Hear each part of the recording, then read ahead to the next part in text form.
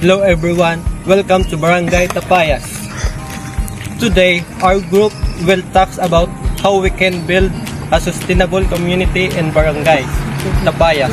I will share the issues, face the impact of problems, and the simple solution that can help improve our environmental and quality of life.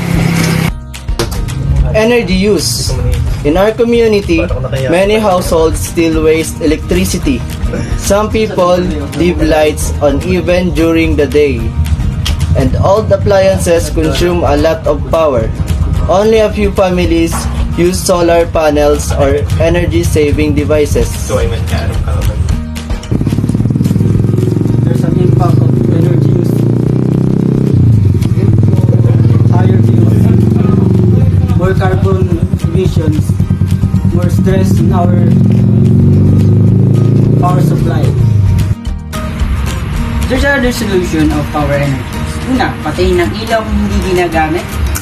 Patayin ang electric fan kung hindi naman dapat yun.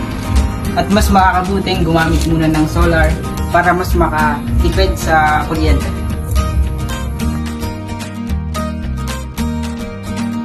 Waste management. Trash disposal is one of the biggest problems in Barangay Tapayas.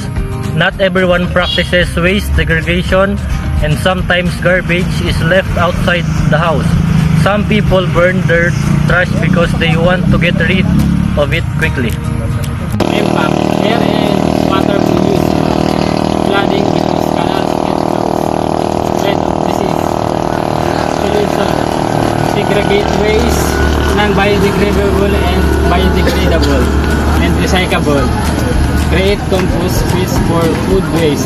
Set up recycling stations in the barangay. Remind residents not to burn trash.